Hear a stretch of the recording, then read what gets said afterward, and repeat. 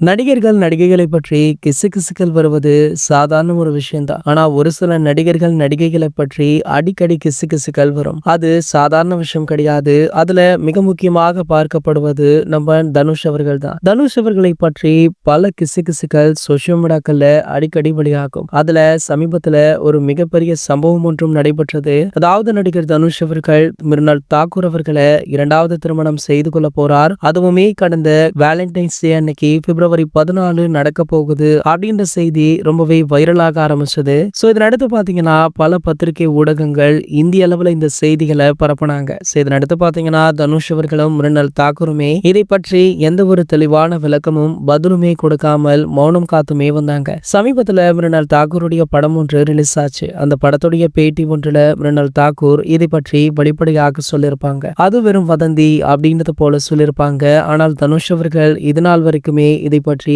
வாயை கூட திறக்கல. இந்த நிலையில பாத்தீங்கன்னா சமீபத்திய விழா ஒன்றுல கடந்து கொண்ட நடிகர் தனுஷ் அவர்களிடம் இந்த சம்பவம் பற்றி வெளிப்படையாக கேள்வி கேட்கப்பட்டது. அதற்கு நடிகர் தனுஷ் அவர்கள் எங்களுடைய கல்யாணம் நின்று விட்டது அப்படின்னு நக்கலாக பதில் கொடுத்திருக்காரு. ஆகையால அப்படி எதுவுமே கிடையாது, நாங்க நல்ல நண்பர்கள் அப்படின்ற மாதிரி நடிகர் தனுஷ் அவர்கள் பேசியிருப்பது தற்போது சோசியல் மீடியாக்கள்ல படு வைரலுமே ஆகிட்டு இருக்கு. இது போன்ற செய்திகளை பத்தி நீங்க உடனே தெரிஞ்சுக்க நம்மளுடைய சேனலை மறக்காம சப்ஸ்கிரைப் பண்ணிக்கோங்க.